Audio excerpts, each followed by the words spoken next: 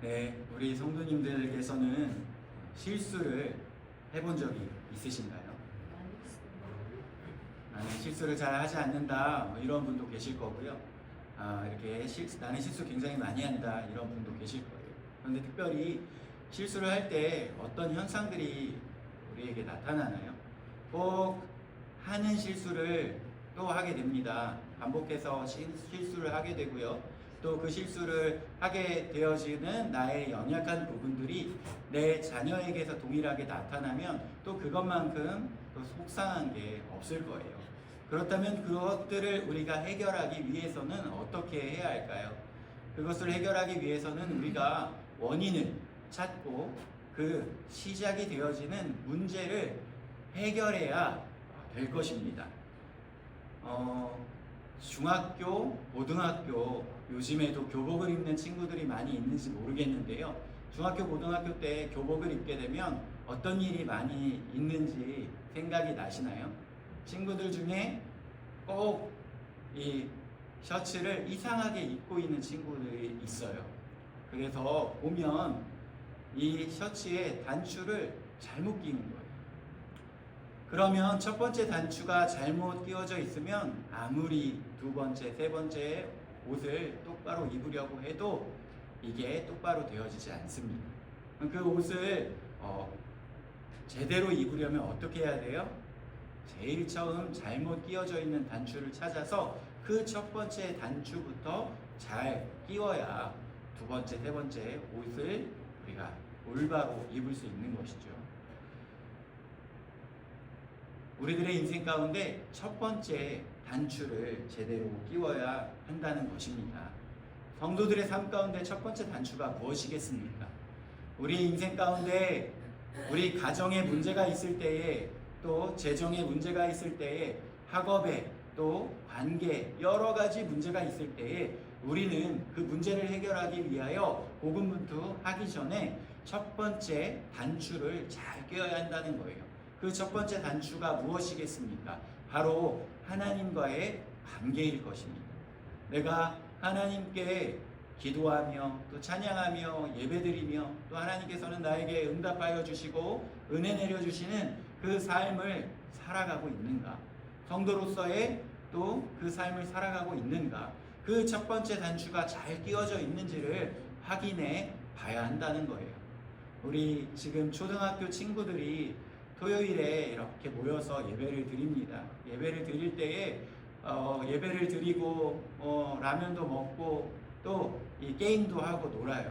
게임 중에서 이렇게 탁구도 치고 테니스도 치고 볼링도 치고 이런 게임기가 있어요. 이 친구들이 게임기를 가지고 볼링을 치면서 점수가 잘 나온다고, 자기는 볼링의 고수라고 다 막 이렇게 잘난 척을 하는 거예요. 우리 예담이도, 예찬이도, 예지도 다 자기가 볼링을 잘 친다고 이야기를 하는 거예요. 그래서 제가 이 세상의 쓴맛을 한번 보여줘야 되겠다 생각을 했습니다. 그래서 너희들 볼링장 가봤니? 볼링공 들어봤어? 볼링공이 얼마나 무거운지 알아? 그러면서 물어봤더니 이 정작 볼링장에 한 번도 가보지도 않은 거예요. 그러면서 이 게임기로 볼링 좀 잘 친다고. 그래서 볼링장에 바로 어제 볼링장을 데려갔어요. 볼링장에 데려가가지고 이제 볼링을 치는 방법들을 알려줬는데요. 처음 가봤는데 얼마나 잘 치겠습니까? 볼링공을 가지고 이렇게 던지는데 쿵쿵 소리가 나가지고 저희가 올 때 여기 마루 꺼졌으니까 벌금 내라고 수리비 내라고 할까봐 너무 두려웠어요. 그런데 아직 어리고 또 처음 볼링을 쳐보기 때문에 이렇게도 쳐보고 저렇게도 쳐보고 할 수 있죠. 그런데 저는 어저께 한 가지만은 제대로 알려줘야 되겠다 생각을 했습니다. 제가 가장 중요하게 생각했던 것이 무엇일까요? 이 볼링공에 손가락을 끼우는 방법이었어요. 볼링공에 손가락을 어떻게 끼워야 합니까? 지금 표정들을 보니까 우리 친구들 뿐만 아니라 우리 성도님들도 볼링장 한 번도 안 가봤다 이런 표정이신데요. 네, 제가 굉장히 당황스럽습니다. 김영재 목사님 오시면 특별히 부탁드려서 성도들 데리고 볼링장 한번 가시라고 말씀드려야 될 것 같아요. 볼링장에 가면 볼링공에 구멍이 몇 개 있죠? 우리 예찬이가 어제 다 가봤으니까 볼링공에 구멍이 몇 개 있었어요? 네, 구멍이 3개 있습니다. 거기에다가 제일 큰 구멍에 엄지손가락을 끼우고 그리고 검지를 끼우고 약지를 끼워야 돼요. 이렇게 끼우고 볼링공을 굴려야 하는데 이것을 알려주지 않으면 어떤 일이 벌어집니까? 엄지를 끼우고 검지를 끼우고 중지를 끼우고 이렇게 볼링을 잘 쳐보겠다고 애쓰는 일이 벌어지는 거예요. 그런데 이렇게 끼우고 잘못된 방법으로 손가락을 끼우고 아무리 잘 치려고 애를 쓰고 노력을 하고 연습을 해봐도 잘 칠 수 없는 것입니다. 발전할 수가 없는 거예요. 좋은 점수가 나올 수 없는 것입니다. 그래서 볼링공에 손가락을 제대로 끼우는 것, 그거 하나만 알려주고 오자. 이것을 목표로 삼았다는 겁니다. 그래서 손가락만 제대로 끼울 줄 안다면 앞으로 또 홈을 가다듬고 연습하다 보면 얼마든지 그 홈을 가다듬고 실력이 늘 수 있다는 거예요. 하지만 그 첫 번째 손가락을 끼우는 것을 잘못 끼우면 아무리 연습을 하고 아무리 많은 시간을 볼링장에서 보내더라도 실력이 늘 수가 없다는 것입니다. 우리가 사무엘상 말씀을 통하여서 사울이 왕이 되고 또 통치하는 시간들을 살펴보는데요. 이 사울이 첫 번째 단추를 잘못 끼우고 그 단추를 다시 끼울 생각을 하지 않고 계속해서 잘못된 결정들, 잘못된 선택들을 하며 나아가는 일을 우리가 계속 보게 되는 것입니다. 사울이 블레셋과의 전쟁을 앞두고 하나님 앞에 이제 기도하고 또 예배를 드리며 전쟁에 대하여 하나님께서 책임져 주실 것을 또 맡겨드리고 나아가야 했습니다. 사무엘을 기다려야 하는데 7일 뒤에 오겠다고 이야기를 하였는데 7일이 지나도 사무엘이 오지 않자 사울은 자신이 제물을 하나님께 드리는 잘못된 일을 하였어요. 그 일을 하였을 때 사무엘이 와서 왕이시여 왜 그런 행동을 했습니까? 하면서 왕의 이 하나님 앞에 순종하지 않는 그 태도 때문에 왕의 이 계보가 계속되지 않을 것이라고 이야기를 하고 그냥 돌아가 버린 거예요. 이때 사울은 어떻게 해야 했습니까? 전쟁을 멈추고 다른 어떠한 것을 멈추고 왕으로서 통치하는 것을 멈추고 하나님과의 자신과의 그 관계를 먼저 바로 설정했었어야 합니다.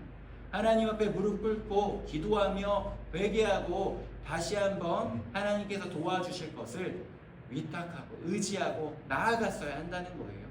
하지만 사울은 그렇게 하지 않았습니다. 계속해서 자신의 경험을 의지하고 하나님의 도우심을 구하지 않고 여러 가지 선택을 하면서 계속해서 잘못된 선택들을 하게 되는 거예요. 전쟁 가운데 이제 수많은 블레셋의 군대 앞에서 이스라엘 사람들이 두려워 떨었습니다.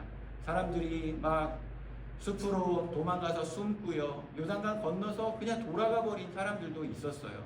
그래서 어느덧 600여 명밖에 남지 않았을 때에 이때에 또 요나단이 용기를 내서 자신의 무기 든 청년과 둘이서 또 그 블레셋 군에 쳐들어가서 이렇게 승리로 이끄는 장면을 보았습니다.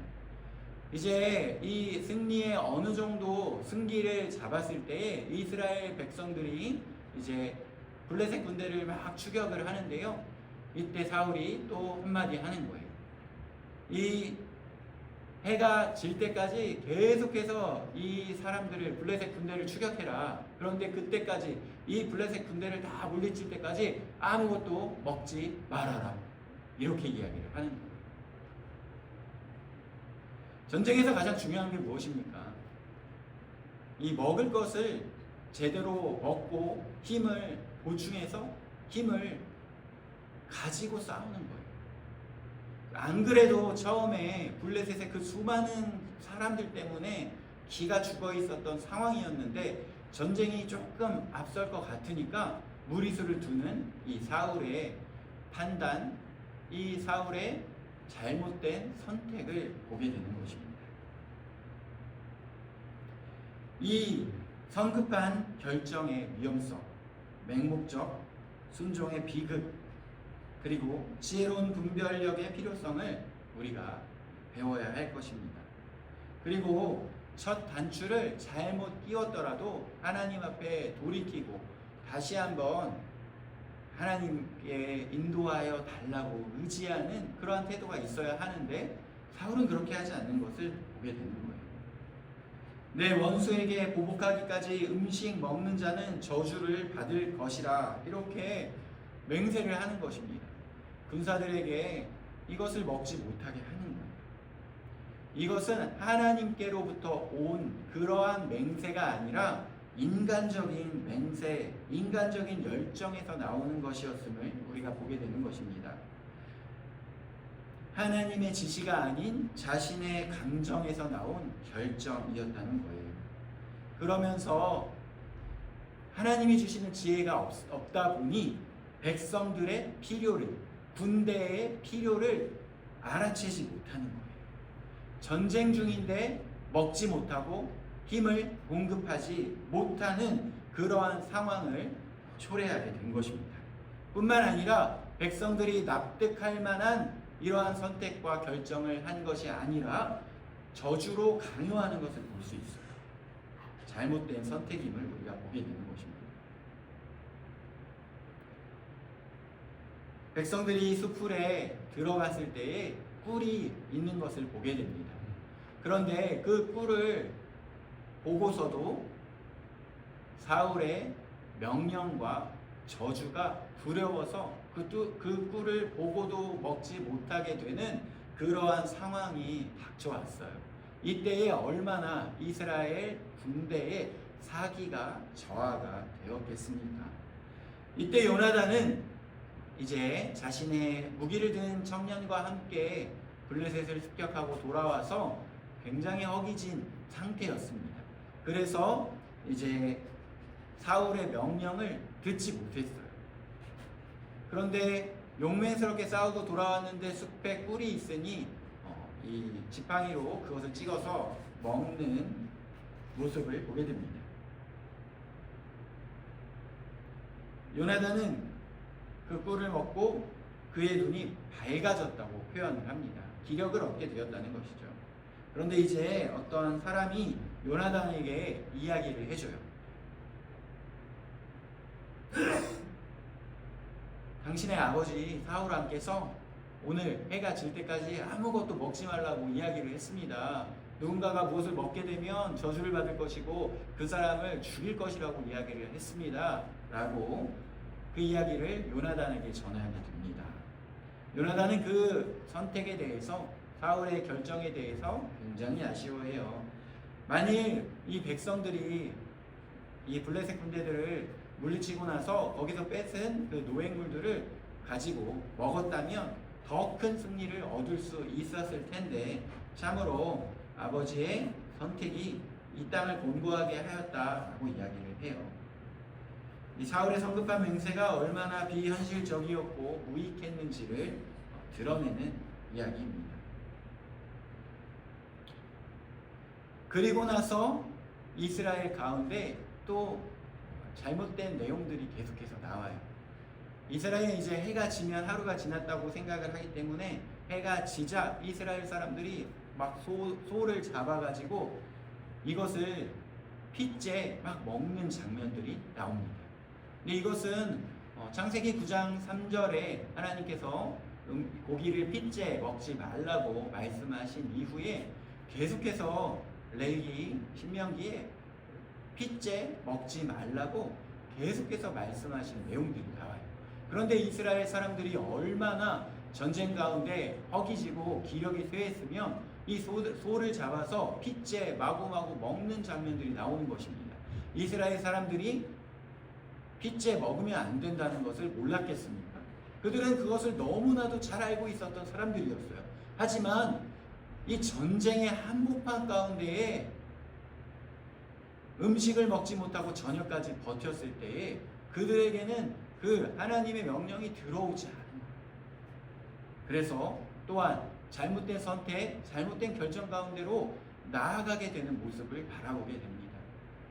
사울의 첫 번째 잘못된 선택을 통하여 계속해서 두 번째, 세 번째 계속 꼬이고 계속 안 좋은 선택, 안 좋은 결과들이 나오는 것을 보게 되는 거예요. 성경에서도 보면 이러한 이야기들이 굉장히 많이 나옵니다. 대표적으로 이 애굽의 왕 바로가 있습니다. 바로는요, 이스라엘 사람들을 보내줄 수 있는 기회가 있었어요. 몇 번이나 있었습니까? 수많은 기회들이 있었어요. 그런데 그의 마음이 완악하여져서 말을 계속 바꾸고 이스라엘 사람들을 보내주지 않고 하다 보니까 첫 번째, 두 번째, 세 번째, 네 번째 재앙이 계속해서 반복돼서 일어나는데도 불구하고 그의 생각과 마음을 돌이키지 못하는 것을 볼 수 있습니다. 그렇게 하다 보니 어떠한 일이 벌어집니까? 10번째 재앙을 통하여 자신의 후계자이고 가장 사랑하는 첫 번째 아들이 생명을 잃게 되는 일이 벌어지게 된다는 것입니다. 바로에게는 그 수많은 기회들이 있었다는 거예요.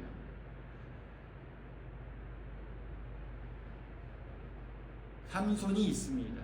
삼손 또한 이제 그 계략에 넘어가 잡히게 되고 묶이게 되고 머리가 밀리고 또 그 눈이 뽑히게 되어지는 그 상황 가운데서 그 앞에 돌이킬 수 있는 기회들이 여러 번 있었던 것을 우리가 보게 됩니다. 단추가 잘못 끼워져 있는 것을 빨리 눈치채는 것도 아주 중요하고요. 그리고 내 앞에 있는 사람이 나에게 지금 단추가 잘못 끼워져 있다고 알려주면 그것을 빨리 알아채고 첫 번째 단추부터 다시 잘 끼우는 것 또한 하나님의 은혜요 지혜인 것을 우리가 깨달아야 할 것입니다. 두 번째, 세 번째, 네 번째 계속해서 반복되어지는 그 실수, 어려운 상황들 가운데서도 돌이키지 못하고 계속해서 그 방향으로 나아가는 이 어리석은 백성들의 모습을 보게 됩니다.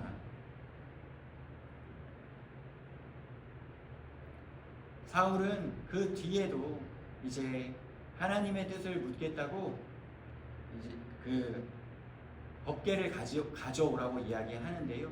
법궤를 가져오라고 하는데 이제 그 70인역이나 다른 이 번역본을 보면 에봇을 가져오라고 하는 거예요. 에봇이라는 게 제사장이 입는 옷인데 거기에 우림과 둠밈이라는 것이 들어있어서 하나님의 뜻이 어디 있는지를 알아보는 그런 역할을 했습니다. 흰 돌과 검은 돌이 들어있어서 거기서 그 돌을 꺼내보는 그리고 하나님의 인도하심을 구하는 그러한 행동이었는데요.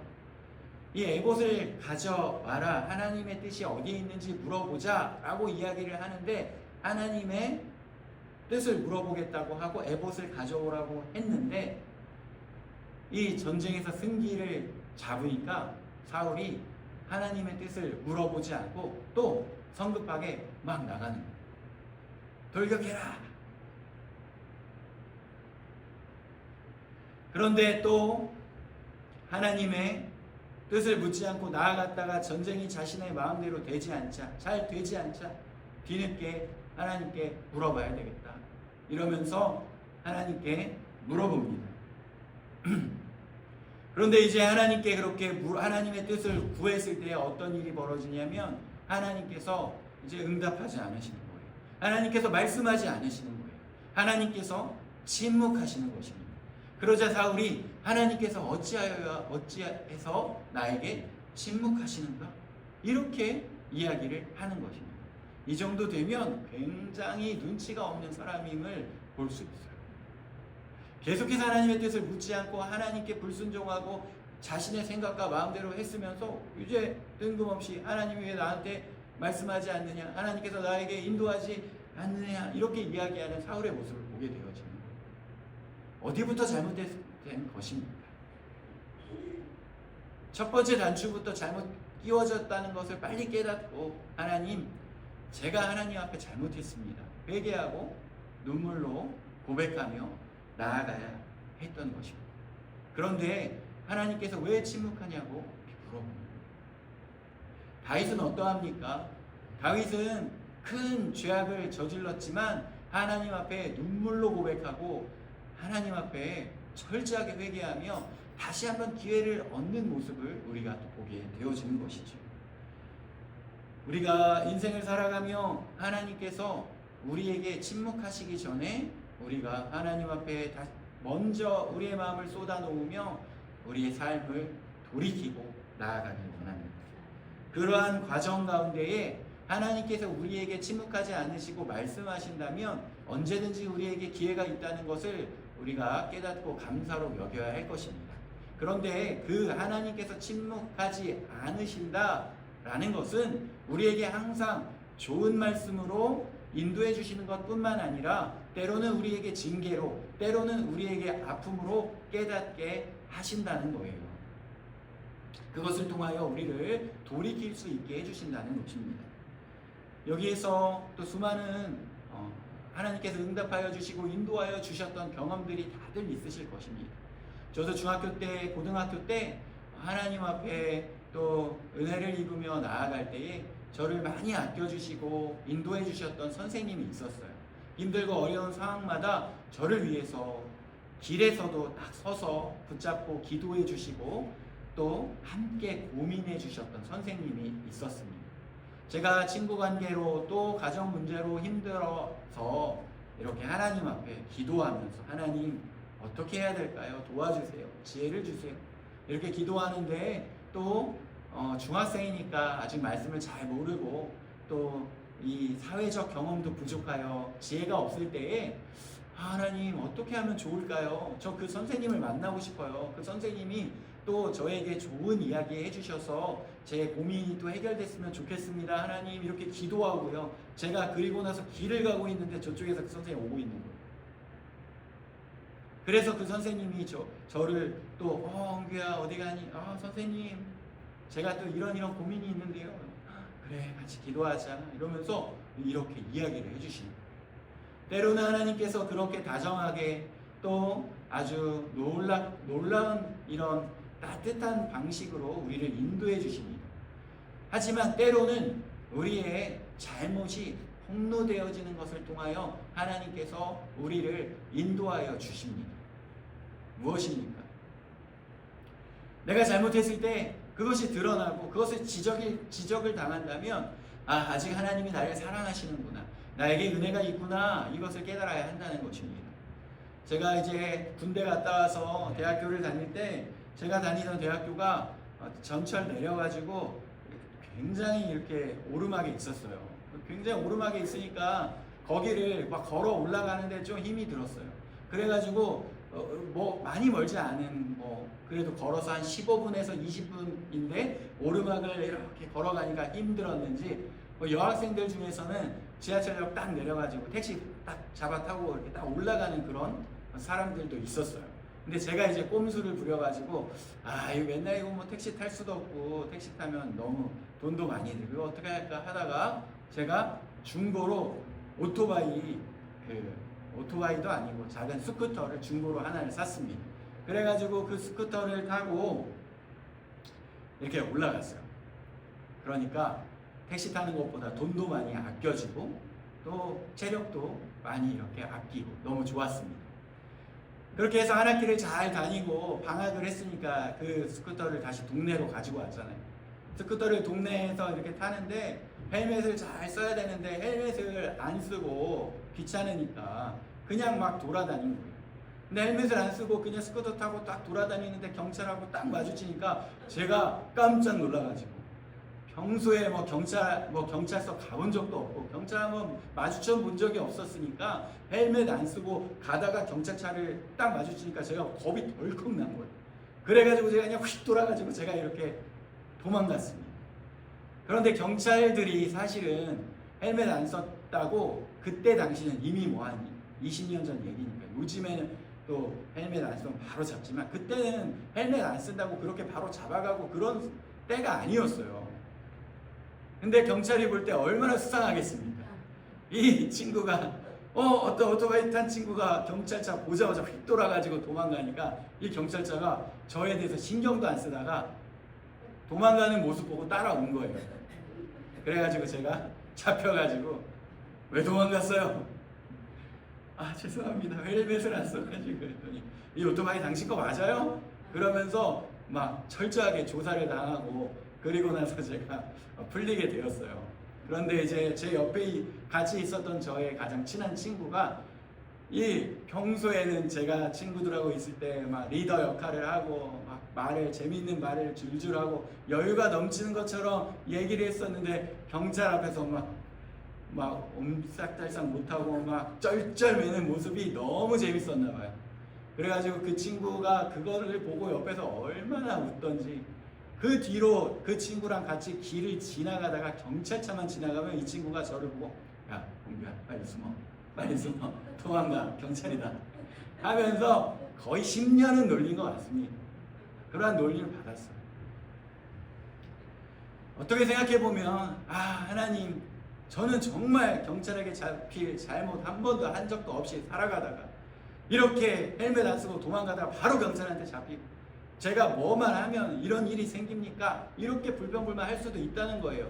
왜 다른 사람은 막 음주운전하고 막 잘못 다 하는데 저는 왜 무단횡단만 한 번 해도 잡혀서 벌금을 내게 되는 것입니까? 이렇게 불평불만할 수 있어요. 하지만 처음에 딱 잡혀가지고 우리가 그것을 돌이킬 수 있다면 이것이 하나님의 은혜라는 거예요. 하나님께서 나에게 돌이킬 수 있는 기회를 주신다는 것입니다. 첫 번째 그것을 바로잡지 않고 우리가 계속해서 두 번째, 세 번째, 네 번째 잘못된 선택을 하고 잘못된 결정을 하게 된다면 우리의 그 잘못은 계속해서 종류가 바뀌면서 더 큰 잘못으로 나아간다. 하나님께서 사울의 제사를 받지 않으시고 하나님께서 사울에게 침묵하셨을 때 왜 하나님 저에게 침묵하십니까? 라고 이렇게 말씀하셨는데 사울에게 이미 많은 기회를 주셨었던 것입니다. 이제 하나님께서 침묵하신다는 거예요. 성경에 보면 하나님께서 하나님의 백성을 이끄시는데 그것을 견인교리라고 합니다. 하나님의 백성이 구원에 이르기까지 그의 인생을 견인하신다는 거예요. 인도하신다는 거예요. 그러면 인도하시다 보면 좋은 말로 따뜻한 말로 사랑하고 인도해 주시지만 때로는 어떻게 합니까? 때로는 징계로, 때로는 혼내주시는 거죠.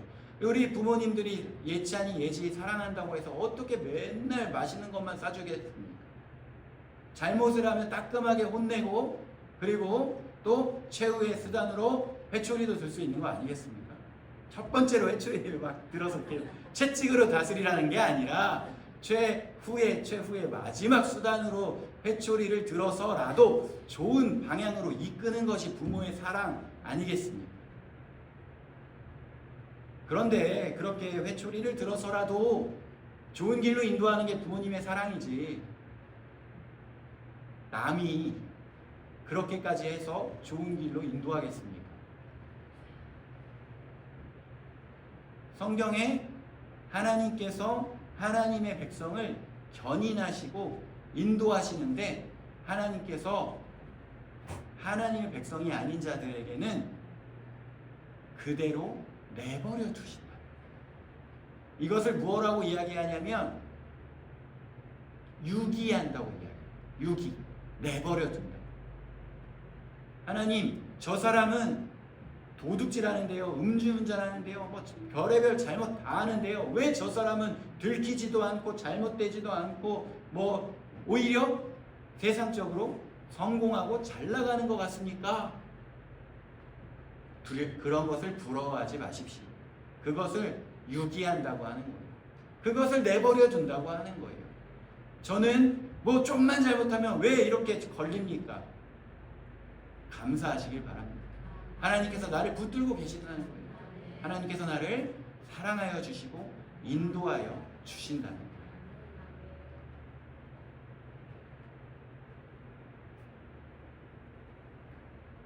사울의 성급한 맹세는 겉으로는 신앙적인 열심처럼 보였지만 결국에는 백성들을 곤고하게 하고 전쟁의 전력을 약화시켰습니다.